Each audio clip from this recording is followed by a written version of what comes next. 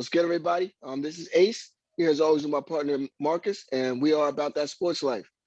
So we, what we came to do. We came to talk about sports. Before we get too far into it, man, what's good, brother? Nah, everything good on my end. Just surviving, get ready for another weekend. You? Yeah, same here, same here. We got some decent weather. Yeah, The about snow time. decided to relax. About time. Hopefully it stay that way. Hopefully I, I, spring is I around the corner. But yeah, we always get one snow in March usually. yeah, exactly. I'm about to say it ain't over yet. Well, you know what I mean? But feels good to get a little break and be able to go outside without a coat for a minute and move around. Yeah, I'm glad it stopped, but I'm also glad we had this much snow this year because last couple years we didn't have it and it kind of felt weird. Like, all right, the Yeah, global warming shit going a little too fast. yeah, But then but I feel like we swung all the way to the other side. Like, all the way not, backwards, yeah. Now you got yeah, now, Dallas getting snow. yeah. I'm like, what the hell? Like snowing in Like, Texas? it's crazy. Yep. Yeah, But but they always say we say global warming, but it's really climate change in general. exactly. So Hmm. you're gonna get stuff So that's not supposed to happen all over the place. yeah, I mean, like I said, like you said, it felt like winter this year. Like it's been Hmm. a couple winters where it really didn't feel like winter. It felt weird. So for lack of a better term, so having a real winter this year felt a little bit more like normal. Yep, agreed. And honestly, doing little league with my son, like his first season, it was like late October, early November. It was cold. We was bundled up and everything. This time, October, November, it was still nice out. So I didn't even think it was going to be like Hmm. that. Then it just switched orders, hit us ASAP. Yeah, But it like didn't really switch it's on a us till good thing. January. January, yeah, and then February was a regular February. This is a February I felt like when I was growing up. Yeah, real talk. That's what I was. Hmm. I was having a conversation too. Like this was like feels like the February when I was outside building forts in the snow and stuff like that. Exactly. Yep.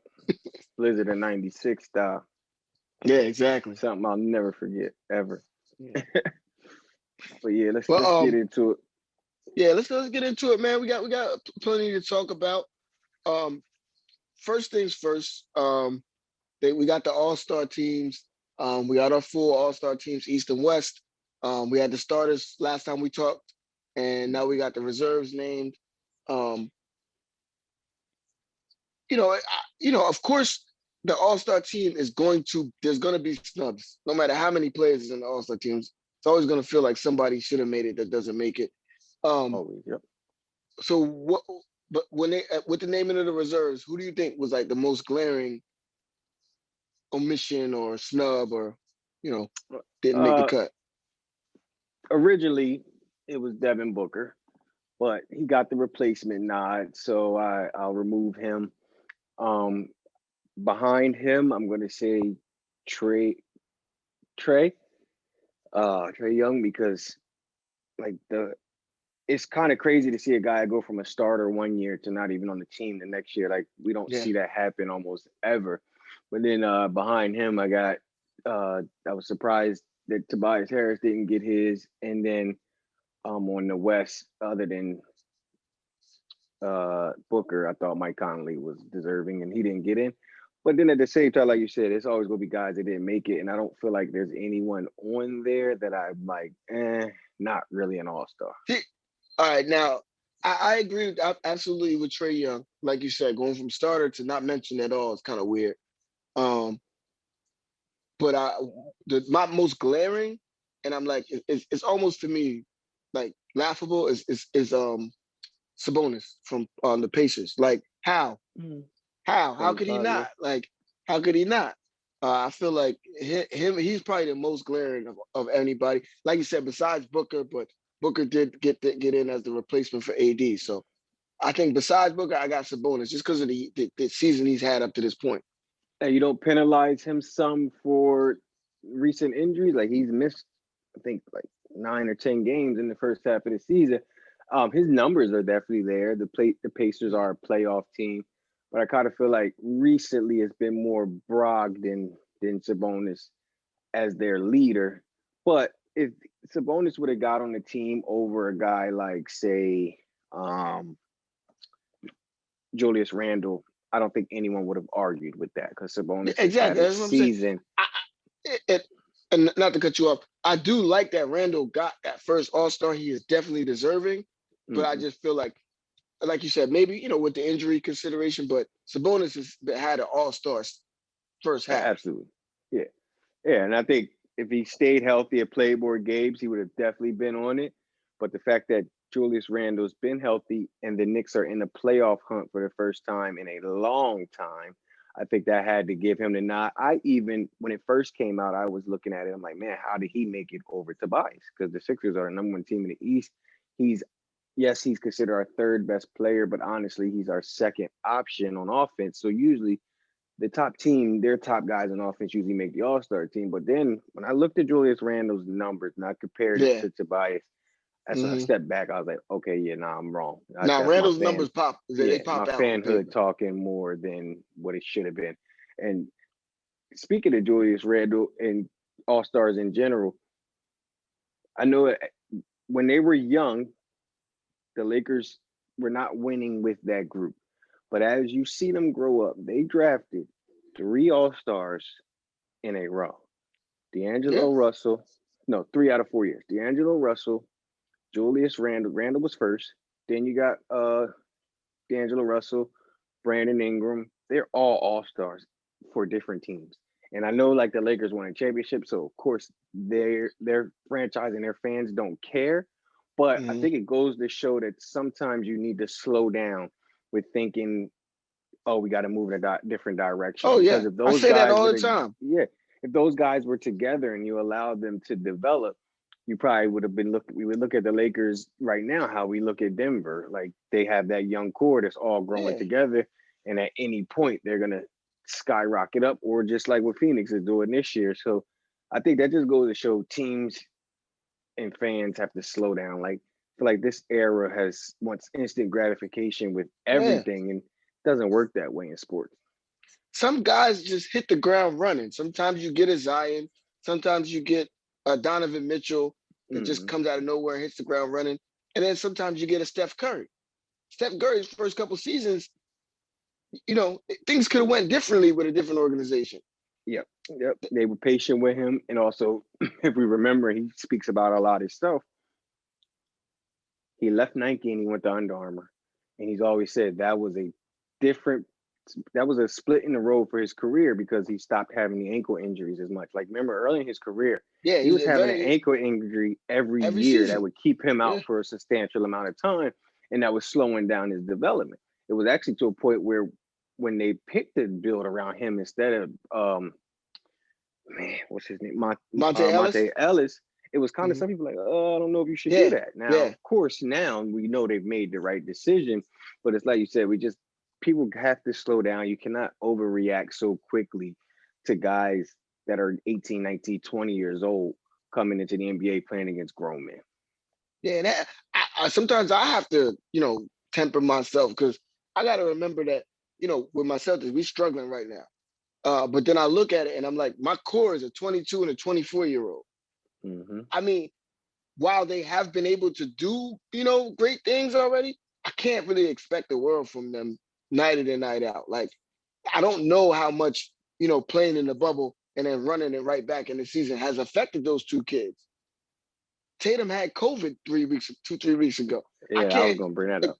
Yeah, I can't just expect, like, sometimes I have to temper my own expectations of what I want out of, Tatum and Brown because they are both 2 All-Stars. That doesn't mean that they're going to be able to, sustain and carry us through injuries and, other things of just not having a complete roster. So, and I feel like, other teams got to be the same way. You got to kind of look like the Knicks are doing right now. They got to stand pat with what they have and let that flourish. RJ Barrett, Julius Randle, Kevin Knox. Randle, They got to try to they got a nice see what they got there. Either see, and then not 1 second, I'll let you go. Like what you said about the Lakers, I don't really blame the Lakers because if you flip young talent, young All-Stars, and can flip it for what amounts to a championship, then that to me is a trade-off. So if Mm-hmm. you're gonna do it, make sure you're doing it for something that's gonna bring you a chip.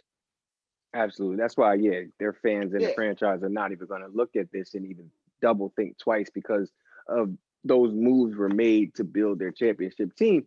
But not every team can do that. And we see teams react to trade guys way too fast. Now, I do blame the Lakers with D'Angelo Russell because they did not make that trade to build this championship team. I mean, they made that trade because of his stuff that he had going on as a rookie.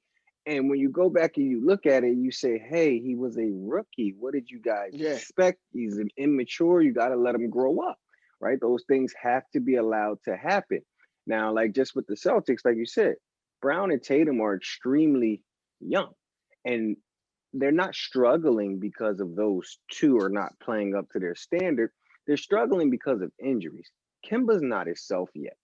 Marcus Smart, I did not notice until this season how important he was to that team. I mean, yeah. I don't think we did. he's been no, yeah, exactly. He's been out, so that's an issue. Then you think about they lost Gordon Hayward. They did not really get anyone to fill that hole.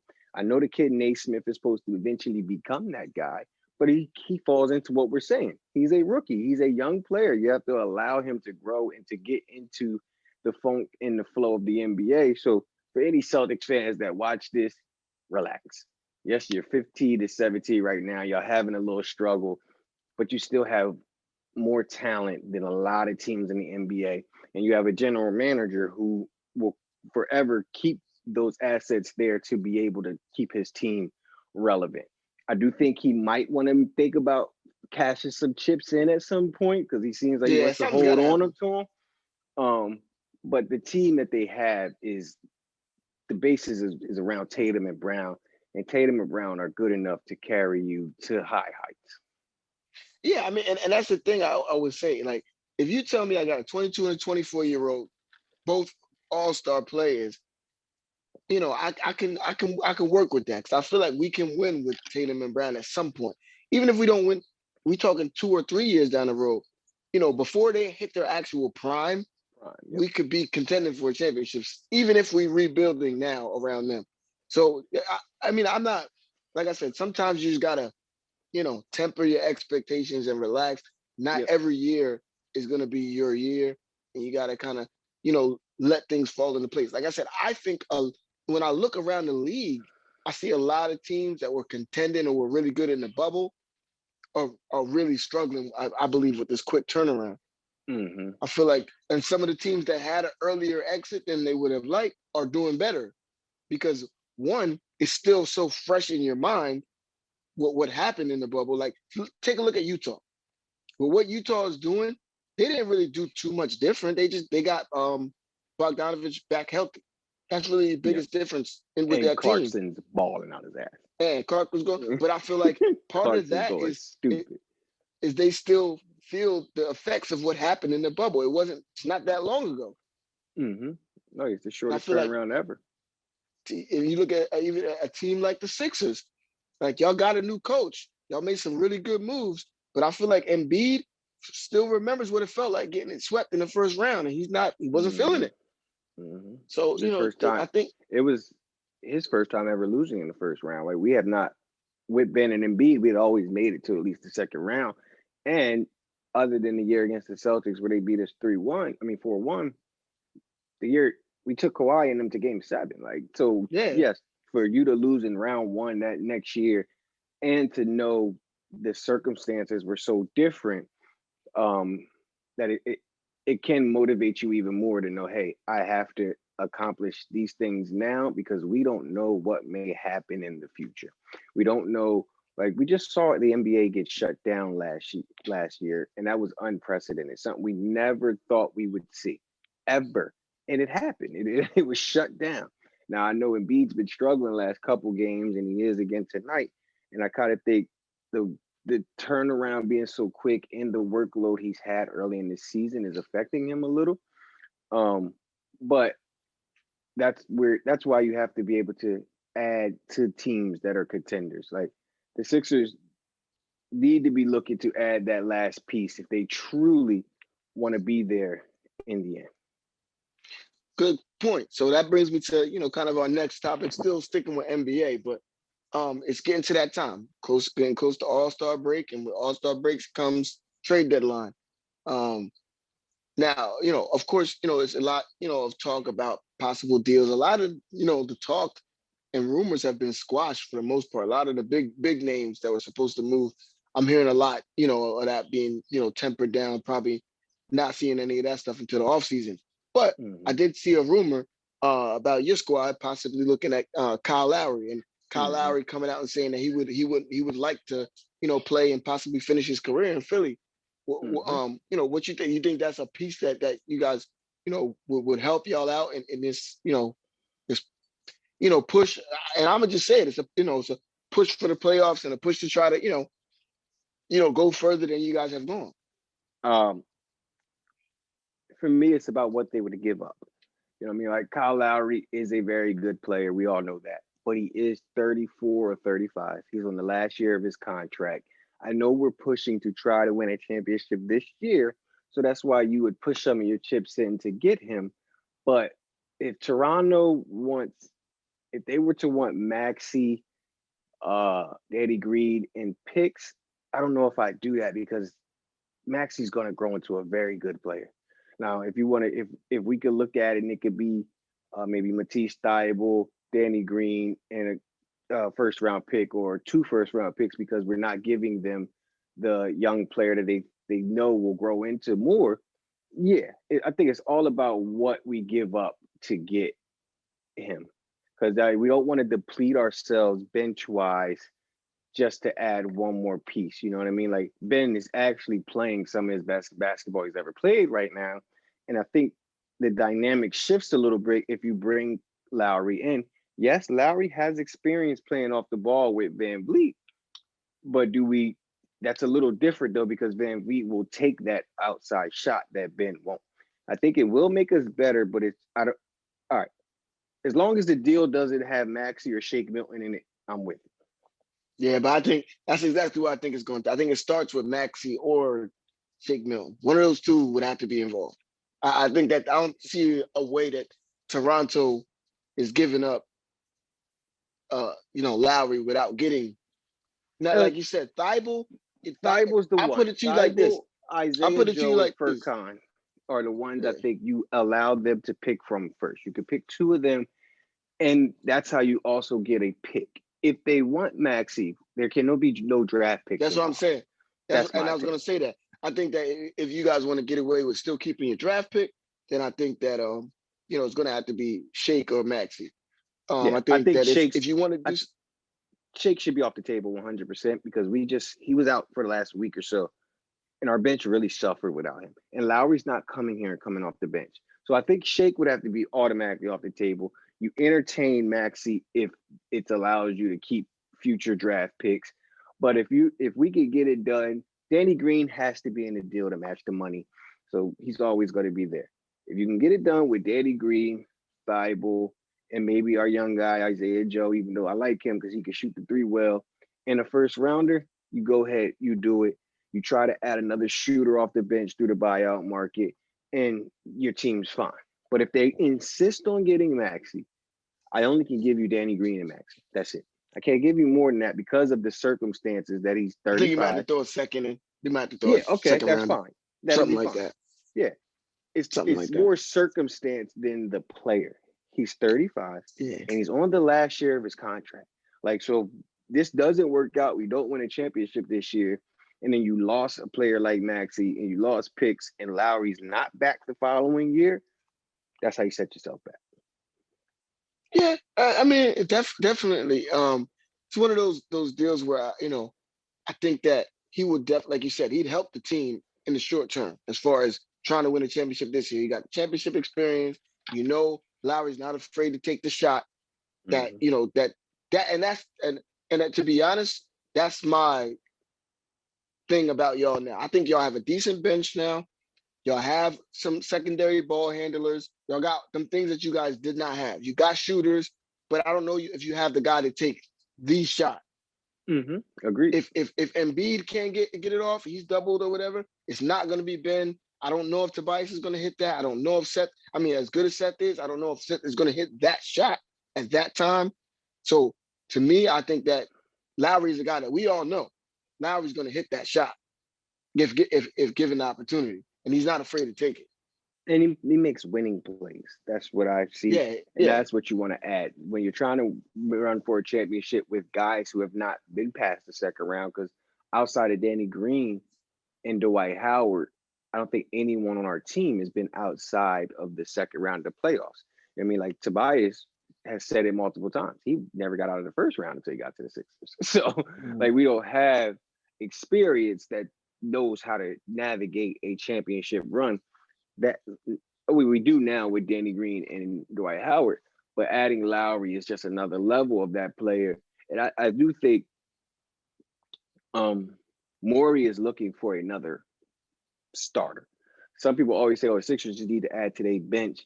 And Morey was on the local radio station here, 97.5, a couple of days ago, maybe even a week ago, and they were talking about things to do at the deadline. And he kept making it a point to say, "I'm not going to give up things to add a ninth man on my bench because when the playoffs come, you only play 8 guys anyway.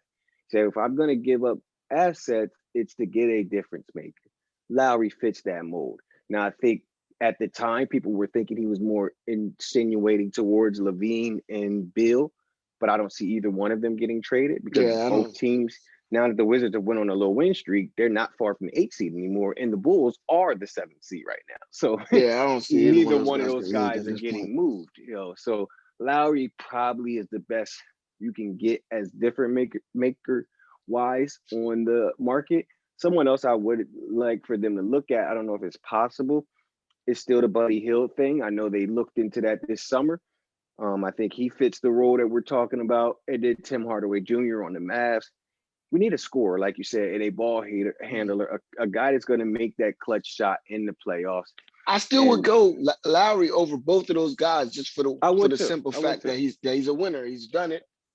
We've seen him do it on a high level for multiple years, and that's the only reason why I would go over either one of those other guys. Now, only reason I agree fully, I would go Lowry first too. But again, if it became a thing about compensation, yeah, I think you get the other two for less, and there's not that big of a drop off in play. There's a drop off in leadership, of course, but in play, I don't see it as that big of a drop off. So I may be willing to give up a little less to get one of those two. But again, I don't see Dallas really making a big move because they're still in striking distance for the playoffs. And then the Kings are the weird team. You never could tell what they're going to do. Yeah. But I want to ask you the question. All right, so I was speaking to a friend of mine about the Celtics and DeMarcus Cousins. And 2 players, DeMarcus Cousins, 3 actually. DeMarcus Cousins, Drummond, and Blake Griffin. Drummond would have to be a trade. Cousins is already a free agent. And it looks like there's a chance Blake Griffin will be bought out also. Out of those 3, who would you want to see the Celtics add more? So now, if I'm just saying who I think would be the best to add, I think will be Blake Griffin, just because I think he's not exactly what I would want, but I think he's what we could use him the most. As far as a 4 who can space the floor, give a little bit more space for Tatum and Brown to work, and we know that Blake can hit that outside shot. He can also handle the ball. He can pass well. For those reasons, I would go Blake. Now, in the scope of in reality, what's happening right now, I'm going Boogie. I'm sorry, because he's available right now. I'm not waiting for whatever to shake out with Blake and letting somebody else get Boogie. Because of where we are right now, to me, we just need help. We need help. We need badly, yes. Yeah, we need the best help we can get. And if Boogie's available, go get him. Just get him in here and see what he's really about. Because he might be better than what he showed in Houston. He might be better than that. Because I think that's what he's saying. I think that's why he's a free agent. Because he's saying, I'm held back here because, and it's not really the Rockets' fault. It's not the Rockets' fault. The Rockets are playing the right guy. Christian Wood is outplaying DeMarcus Cousins. So for sure, the Rockets are not wrong at all. But Boogie feels as though he still has enough left to be a contributor to a good team. And I think Boston and the Clippers should be knocking on his door immediately. Those are the two teams that I think should Yeah, be both. doing the Yeah, yeah. most to get him. Now, with Blake Griffin, we've talked about Blake for a while because I really want him off the Pistons. Like, I need him to be on a relevant team. And it's a Yeah, but shame my thing is, that he's not. But I hope he gets bought out because then he can control his own thing. And not to be greedy, but he would fit us well too. You know what I mean? If we got Lowry and they could sign Blake, now I feel like, what's up, Brooklyn? Like, I excuse don't me. fear you at all. But I think a team's going to make a trade for, a team will make a trade for Blake Griffin. Yeah, and I think that's not. I don't think we do that because that hampers a lot what you can do in the future. I think that he has at least another year or two on his deal.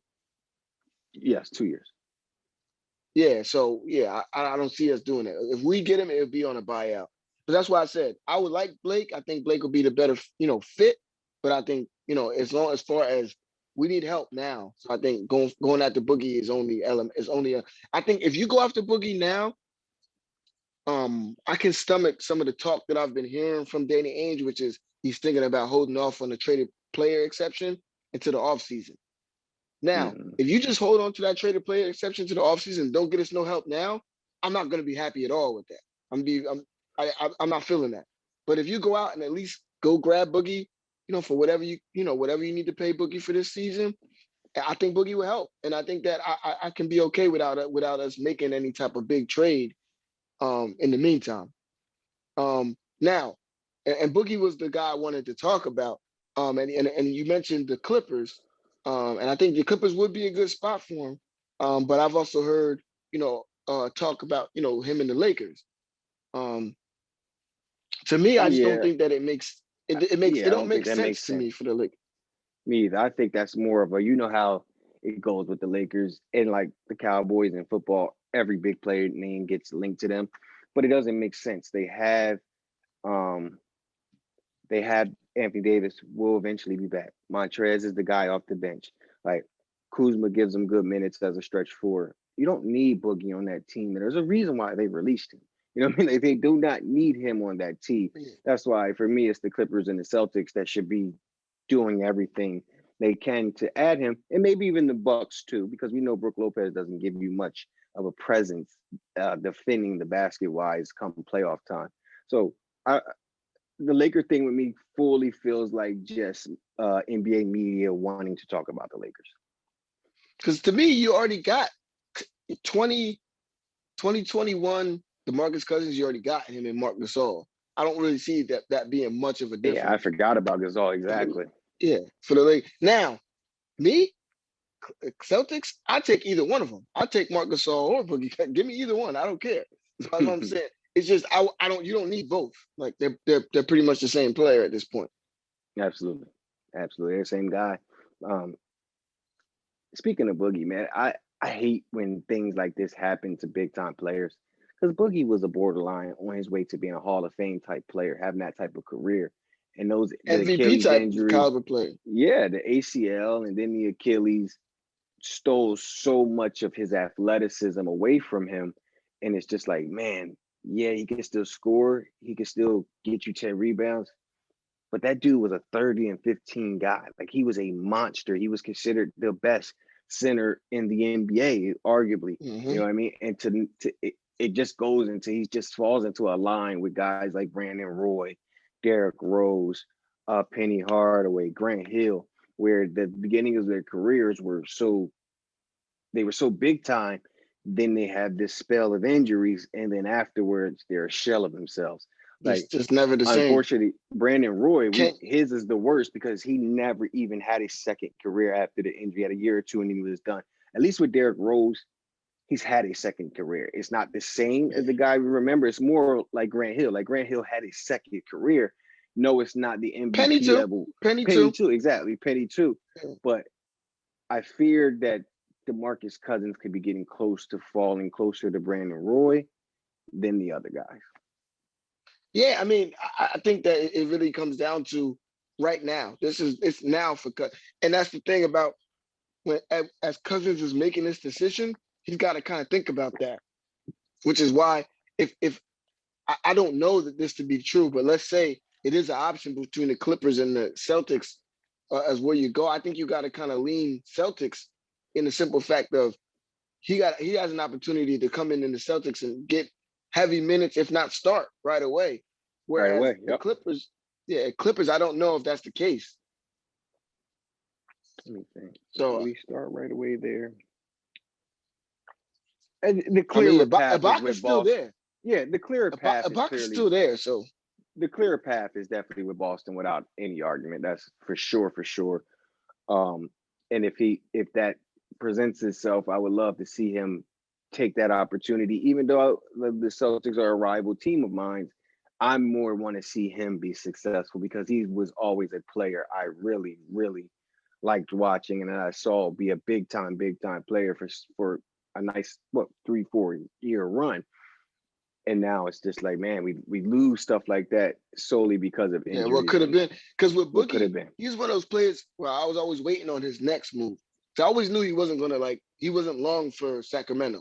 Sacramento was like, they drafted him, he was gonna be there. I know he wasn't gonna be a lifelong king. So I always kind of had it I think with I think if Boogie. you ask him, he wanted to be a lifelong king. The king, Nah, the one yeah, that of did it. course.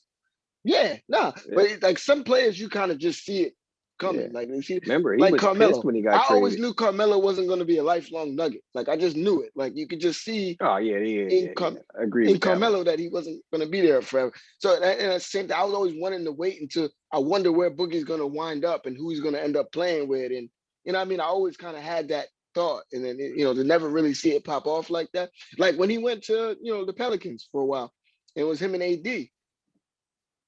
Like that was Yeah, like, yeah. this could be AD crazy. AD does not leave if Boogie doesn't get hurt. I really believe Yeah, that. If because they were just starting to really get it together and be a dynamic front court duo. And we know Boogie, I'm not Boogie, I'm sorry. AD, as his career has grown, he's grown his outside shot. I mean, it's become better and better. And that would have just been able to fit those two guys even more. And then they had the guard, they had Drew Holiday as the point guard. Again, that's just the injury robbed us of potentially a yeah, very, very good tandem in those two. yeah, It's a exactly. shame. Exactly. Now, as far as other moves, we talked Blake Griffin possibly. We talked Boogie, of course. Talked Kyle Lowry. I think we both in agreement that guys like Beal, Levine, Collins Yeah, not probably not going anywhere. nowhere. Porzingis probably not going anywhere. Nah. Those are some of Dr- the names that floated around. I think What's Drummond's a going to end name? up. I think Okay, Andre Drummond will end up being the biggest name traded. yeah, I think Drummond moves, but who that we're not thinking about or not talking about, do you think possibly seeing move? Victor Oladipo.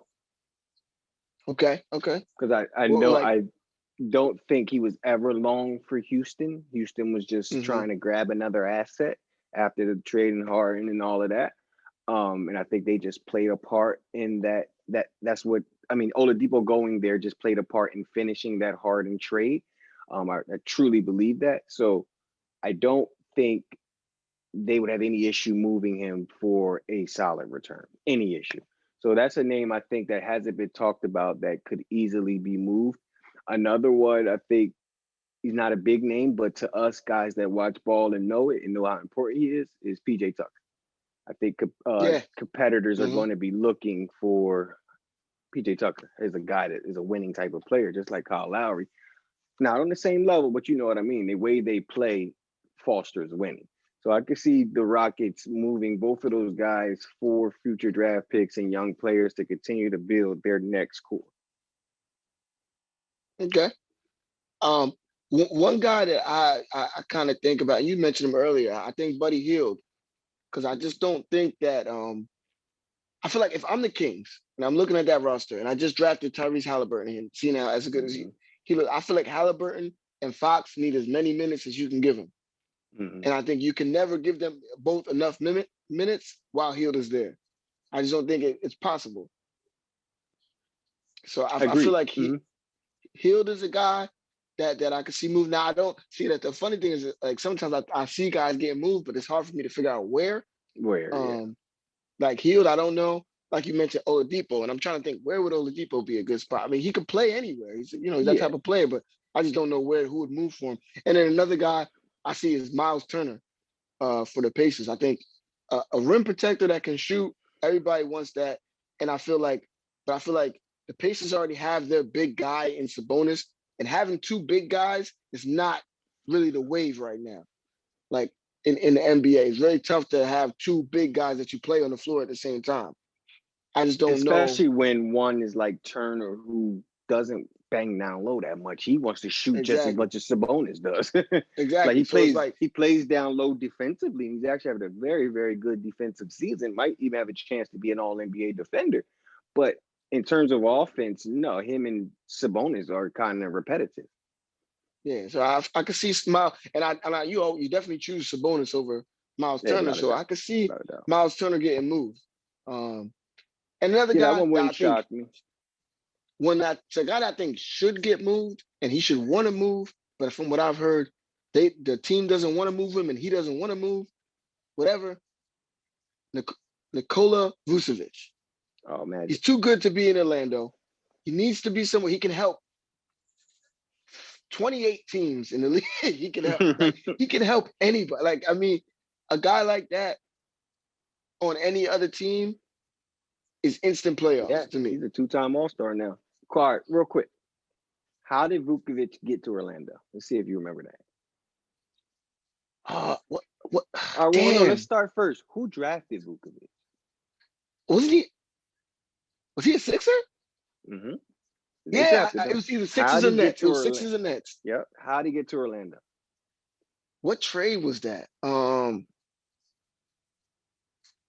This is gonna kill me.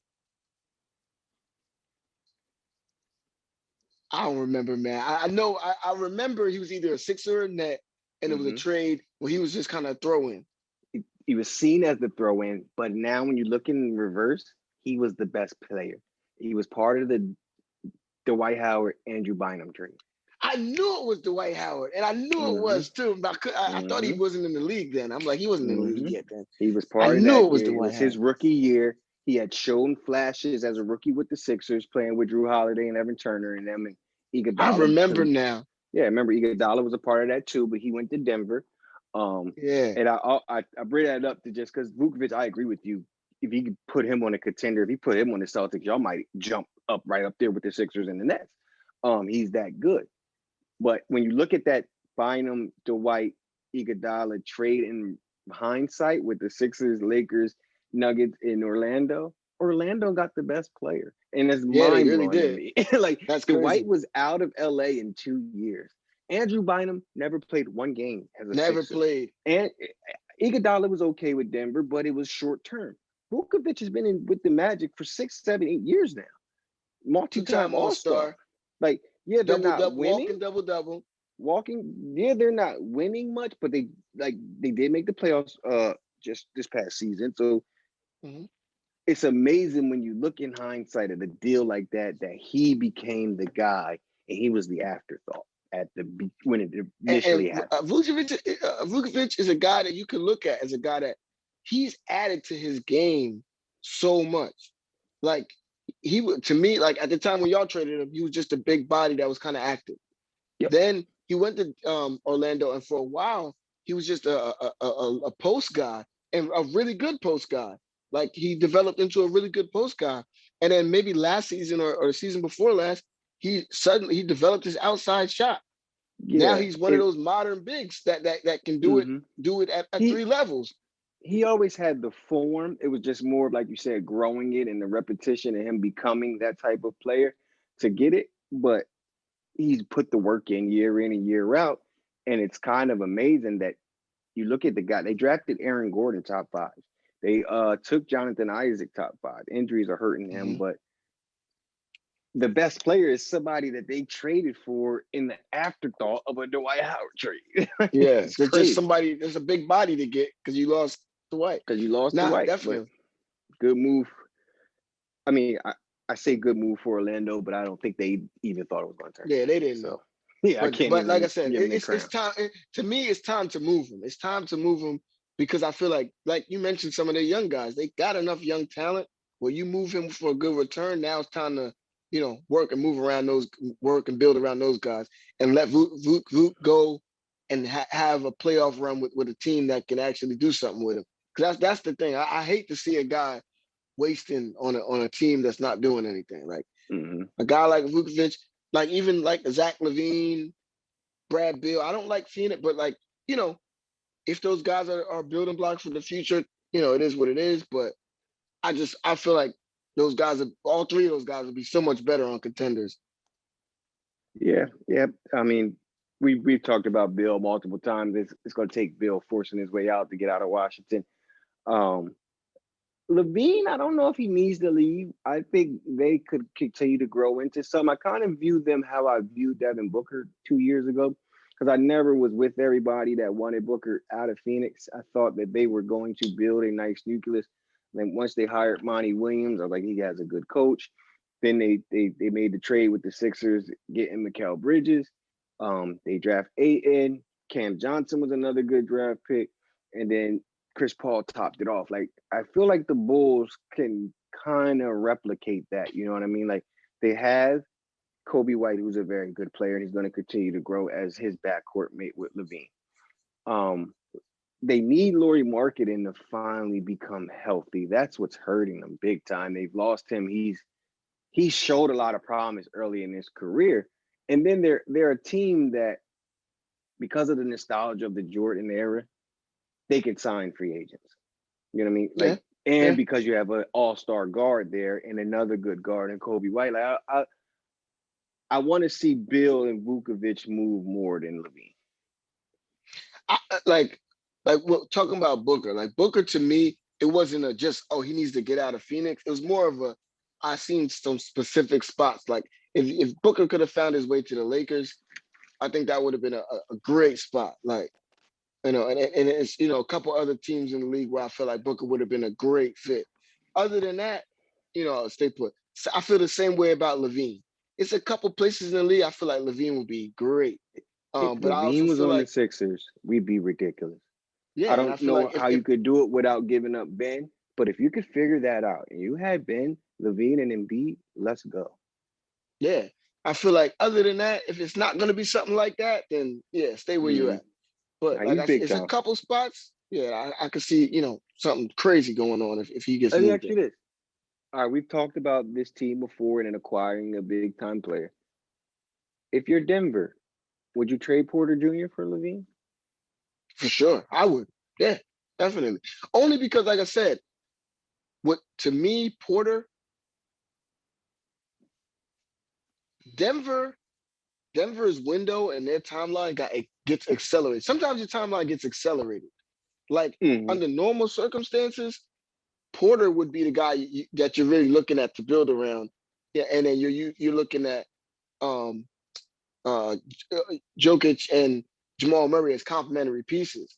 But because of how special of a player Joker is, and what Jamal Murray showed in the bubble, it's time to go. It's time to go with them dudes. Our time is now. They got to run with them dudes right now. So they don't have time to wait for Porter. To me, I don't feel And he like was Denver should be. Porter Jr. was always a luxury pick. Also, we remember they got him at like 13 or 14. It should have never happened. Yeah, NBA lost yeah, their goddamn minds with that one, and I still bothers me that my Sixers didn't take him at 10. But he's a luxury player, so because what we know about Murray and Jokic being dynamite together, and we know that that works, you can use a guy like Porter Jr. to elevate to the next level. They kind of can use exactly. Porter Jr. how the Lakers used Brandon Ingram. You know what I mean? Like, Mm-hmm. everybody knew Ingram was Exactly. going to keep growing. We all knew Ingram was going to be a big time player like he is. He showed all the flashes early Yeah, as he had the chances. Porter Jr. does not have as many chances as Ingram did early on in his career, but we've seen him score 30 already more than once. We've seen him put his offensive package on display. So if there becomes, that's why like we said before, if Bill ever became fully available, I don't think there's a team that could truly beat Denver's offer unless the Sixers wanted to give yeah, Bill or if the Celtics want to give Tatum, Yeah, Ben for the Sixers, or the Celtics want to give Tatum, okay, that's a little different, maybe, but that does not help the Sixers or the Celtics get to where they want to, kind of as a lateral move. You know what I mean? exactly. But Denver can keep Murray and Jokic Elevate that. and good Yeah, better that's a because they situation where have it's Porter pure Jr. elevation. Yeah, Yeah. it's pure elevation. Or if Yeah, it comes to a point where, say, Portland, if they look to move Dame, I don't know if it's ever happened. I think he's a Portland for lifer, but that's yeah, I another don't know about that. situation where Yeah, Porter Jr. could be used to get that guy like Ingram was used to get Anthony Davis. yeah. Nah, I think Denver's in that unique situation, and we mentioned that when we talked about Bill. Like if Levine was available, go get him, go get him, bring him in there. Murray and Levine with Joker, stop Yeah, it. yeah, Like that's a lot. That's a lot.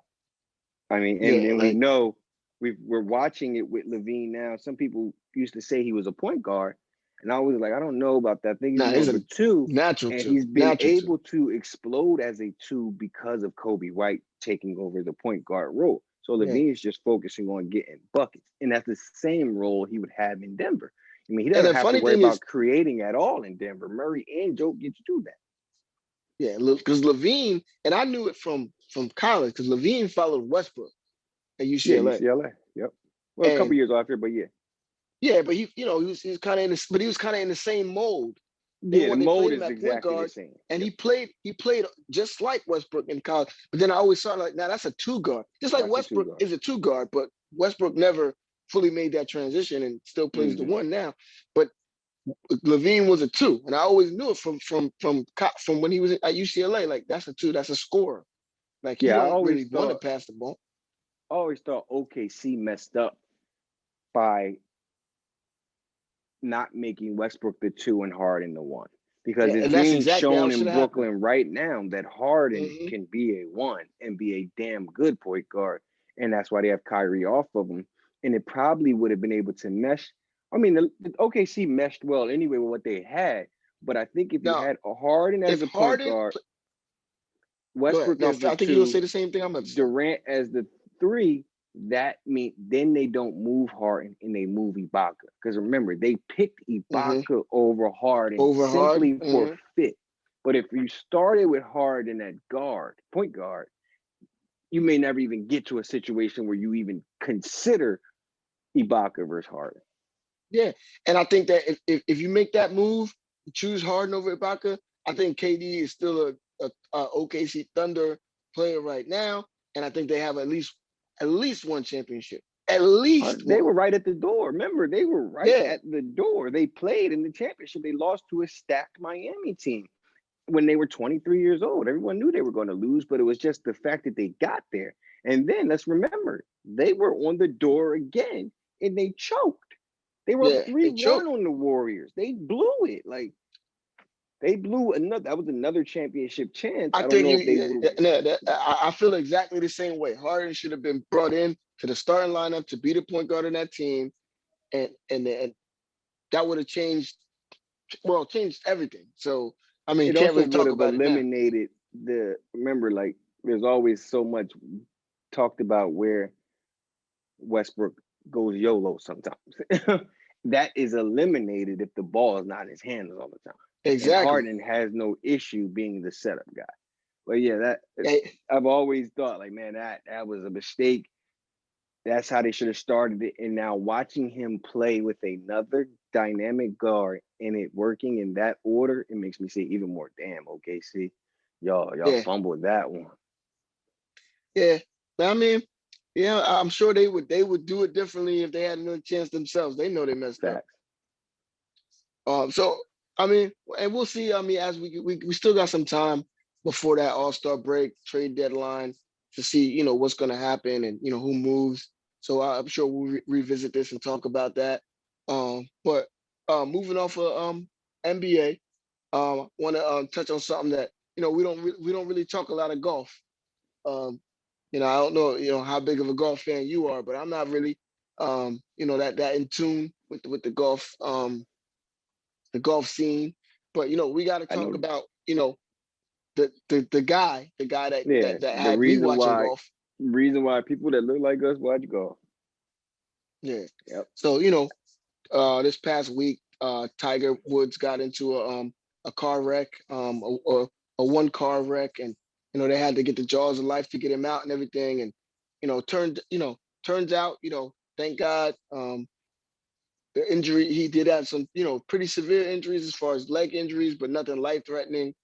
Um, what was your feeling when you first got that information like that? That Tiger When was I in a car first accident. when I first saw it and I just saw a car accident and it was nothing more, I'm gonna be 100% honest. It took me right back to Kobe. I Yeah, really real felt talk. like that's what was about to happen again. Yeah, And it's been like a year since. Like that's where my mind went immediately, especially when they showed the car. I was like, that's yo, what I that's saw. not one that you walk away from. Like I really feared for his life when originally seeing it. And then thank God as more time and news came out, we found out that it was, yes, it was a bad accident, but it wasn't drugs or DUI related. It was a freak accident, and he just uh, sustained some lower body leg injuries that are already repaired surgically. And it's a blessing that he's able to walk away from that. You know what I mean? I don't Yeah, care if he ever plays golf again. He may not, but we already lost one big time legend of my lifetime way too early, and I kind of felt like that was about to happen again, and I'm glad it didn't. And I think thankful for his family, continue to have their son and their father, their brother. I don't know if he has any siblings, but have that person still around, and the game of golf still has him. And I just pray that he gets a quick recovery as fast as possible and move on to the next part of his life. yeah, for sure. And it's similar to that. Like the first things I saw was car accident, Tiger Woods. I saw a picture of the car, I heard it flipped over, and I heard jaws of Mm-hmm. life to get him out. And Mm-hmm. my heart instantly dropped. I think it was PTSD from Kobe, and it was just like, damn, man, not tight. And the Not weird thing, and Tiger. I told you this, the day of, I had just finished watching a video on I think I don't know, Bleacher Report something of Tiger and Dwayne Wade. Mm-hmm. And they were out golfing, and I just like really just turned off the video. Not long before, after that, I saw the notification. It was like, nah, man, nah. I just got finished seeing him and Dwayne Wade clowning and having a good Yep. time, and now Yep. I'm hearing this. But Yep. They had just like D Wade had said that, like D Wade had put a post up kind of earlier that day about the previous day, saying he got to play golf with his one of his idols. Like that's big time. And then less than 24 hours later, the man's in a tragic car accident. It's so much lined up right with the Kobe situation. Because remember, exactly, right before Kobe died, LeBron had just passed him. yep, LeBron had did a post for him. He had posted something about LeBron. Like so much of the stuff was parallel. The only part that did not happen parallel, and thank God it didn't, was him dying. yeah, Like nah, yeah, definitely. Thank God, it turned out the way it did. I mean, like I said, nobody wants to see anybody in a car accident. Nobody wants to see anybody get hurt. But I definitely prefer this outcome over the alternative for sure. absolutely, absolutely, because it just would have been too much to go through that once again this fast. Like I know I Yeah, don't personally exactly. know either one of those men, but they've been integral parts of my life for pretty much my whole life. Like I would Yeah, not know exactly. anything about golf if it wasn't for Tiger Woods. You know what I mean? Like there's no, I don't want to say this in like a racist type of thing, but African Americans, we did not watch golf before him.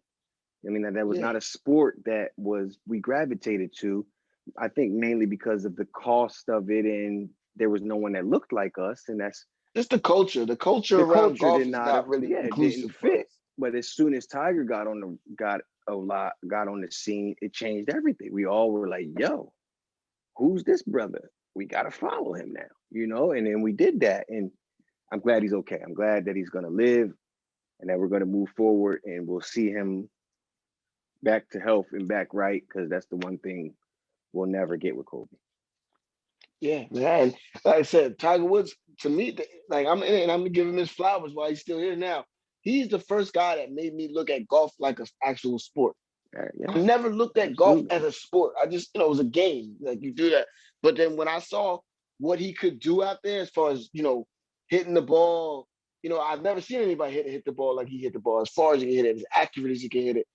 It's the first person that ever made me go out there and say, "Let me see what I could do with a golf club and a ball," and realize that this is way harder than I thought it was. Like, like he's the first person that had me go out there and really find out that this is a sport, a skilled sport that you can't just pick it up and do it. Like, Absolutely. Golf is very hard. You are not about to just go out there and hit the ball like you Tiger Woods. I know we all think we can, but like you said, when you try it, you immediately say, yo, these golfers are great.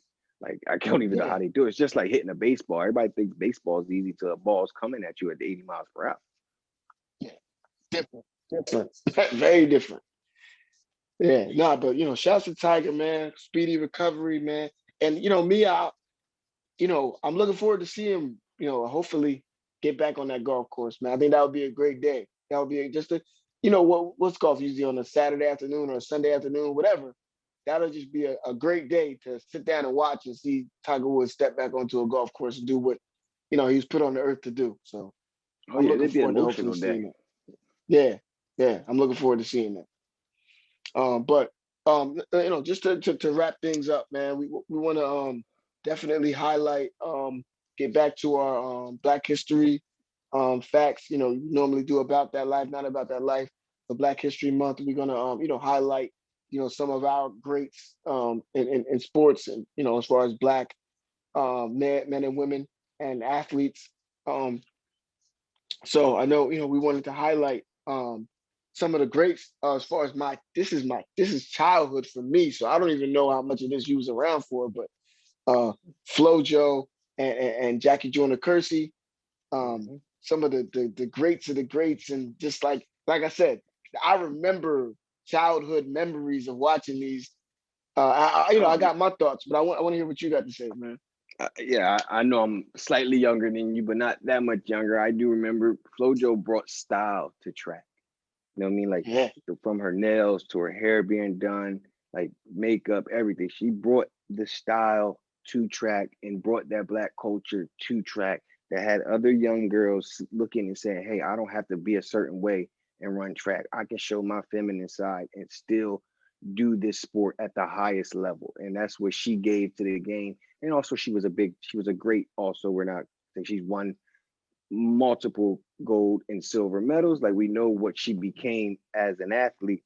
And then Jackie Joyner-Kersee, I think for me with her, it was more of she's like a gap, you know what I mean? It's like Flo Jo and her are together, but then it goes on to like Allison Felix and what's her name? Oh, I'm striking out right now. I think her last name is Jones. And then you got Sandra Richards-Ross. Marion Jones. Marion Jones. There you go. I remember she played basketball also. Like, those, you look at the Flo Jos and the Jackie Joyner-Kersees as the pioneers. You know what I mean? I know there were women before her. They were Black track athletes before them, but they were kind of the beginning of the celebrity track female athlete. You know what I mean? Like, unfortunately, Flo Jo died at a very young age.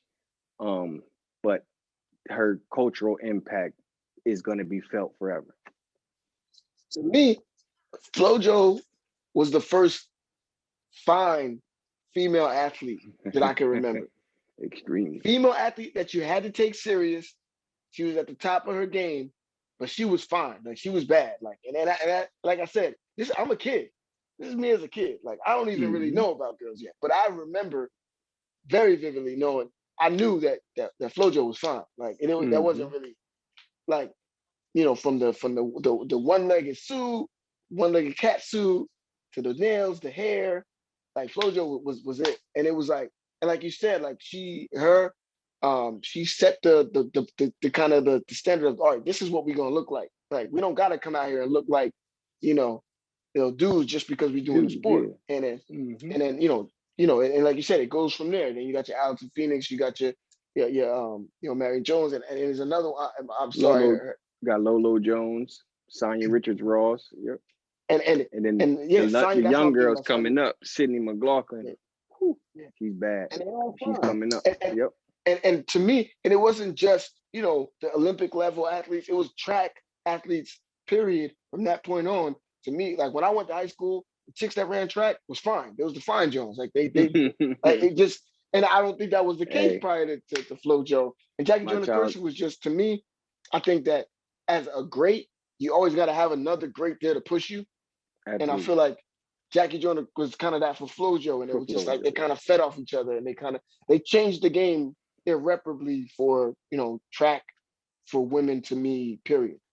hey, my child's mother is a former Division I track runner, so trust me, I know all All what right, you're so you talking know about what it there. is. You know what it's hitting for. You know what it's hitting for. Exactly. We know. At the track meet for no good reason. Just to You don't watch, know who won. You don't know who just won to one watch in race. amazement. Like Jesus, y'all doing it right out here. Nah, but yeah, definitely. Like I feel like their impact is they changed the game irreparably, similar to what Elisa Leslie did for women's basketball. Hmm. Or like Shamika Because Holdsclaw, or yeah, those they all fall in that same line. And like we're speaking about Black History Month because it is the month right now.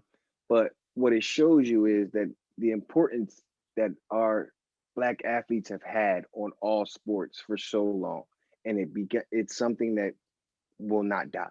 When certain athletes make the cultural impact that they make, that's when it goes and becomes forever. And those two are forever. There will be our children will know about them, and they will never seen them in action at all. Like Flojo's been gone before our children were thought of. You know what I mean? But exactly, they will yeah. know who she is. That's the kind of impact that they've made, and and then I'm sure their legacy, it goes beyond the sport that they played as well. Like Exactly. you know, it's just that they're icons. Sometimes people, I think that a lot of times we look at it and we say you got stars, you got superstars, you got elite, you got GOAT, but then you also have people. Those certain people are icons. Like they just Mm. stand for that period of time or that change of the guard, and that's what, to me, Flo Jo, Jackie Joyner, those are icons of that time period. Yep. Fully agree. And that's why we have to honor them at all times. I know even next month is Women's History Month, so we'll probably continue to do this for some more women athletes, like the Williams sisters. You have to really go. I know we talked about them some with Naomi and Osaka when Serena went up against each other, but those two are someone else we're going to highlight as we go forward. Yeah, definitely got to touch on that. All right, so I mean, other than that, man, anything we missed? Anything you want to get into? No, I don't think there's anything else. I'll say this. I know we're seeing a lot of talk about Russell Wilson being moved. I don't buy any of it. I think he will still be in Seattle. But I do want to say this because you're a Cowboys fan. If the Cowboys decided to try to sign and trade Dak for Russell Wilson, along with picks, of course, is that something you as a fan want to see, or would you rather just stick with Dak and have the draft assets and continue to build how you guys have been building? Yeah, it's just something I actually been avoiding. As far as I never really wanted to broach this subject yet, but I don't believe it's gonna happen, and I Yeah, me actually either. don't. I don't. I'm not. I don't like to talk about it. I don't like that it's being talked about. Um, but I would say I'm not gonna sit here and act like that's the one move that if it does happen, I wouldn't have to say goodbye to Dak, because I do. I mean, just in my heart of hearts, I do believe that Russell Wilson would give us a better chance to win, and that's just being real. Like Mm-hmm.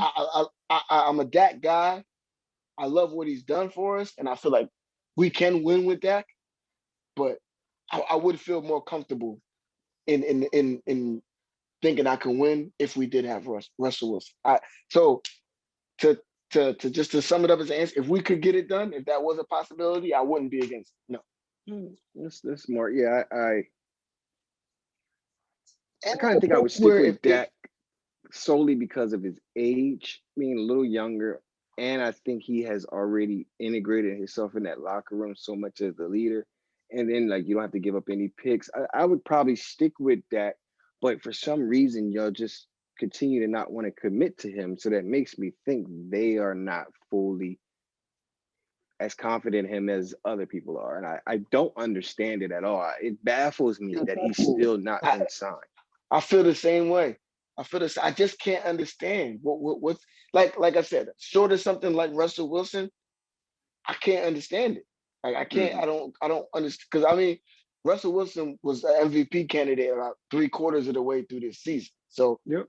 like we know what Russell Wilson could do, but beyond that, there's not 10 quarterbacks I take over Dak. There's not 7 probably that I take You need over a Dak. player. So it's Yeah, like other than Wilson and Watson, there's no one else out there that you should even be entertaining having over him.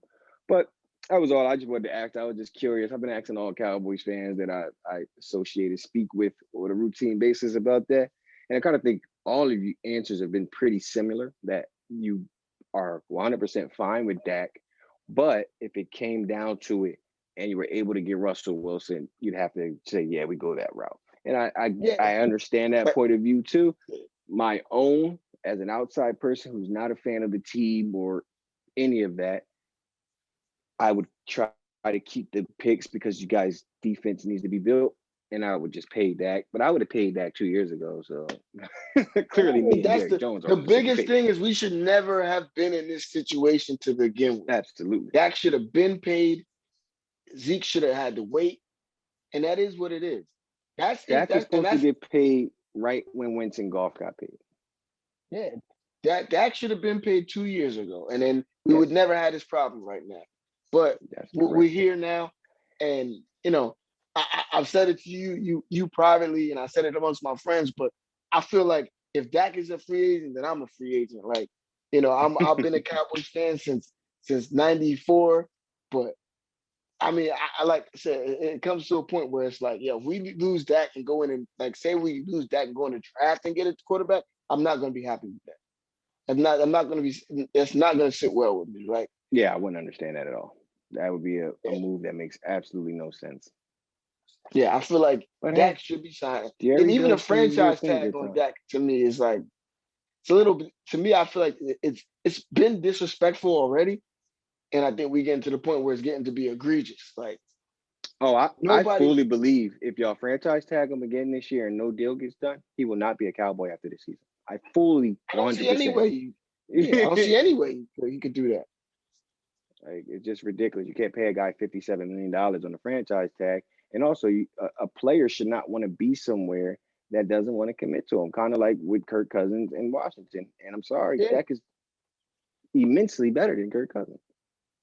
yeah. No, we've never seen this with a quarterback of this like this level, like to be Hmm. this good. Like for him to be this good, he should this should have never happened. Not Nope. even just good on the field. I'm talking about as a whole. Like there's nothing that the Cowboys could have asked for out of a quarterback that Dak hasn't done besides win a Super Bowl or get Yeah, he to can't do that by himself. Yeah. yeah. There's nothing that you would have asked for a quarterback to do that Dak hasn't done. No, man, I don't understand it. But again, as an Eagles fan, I would love for y'all to blow it and to lose him.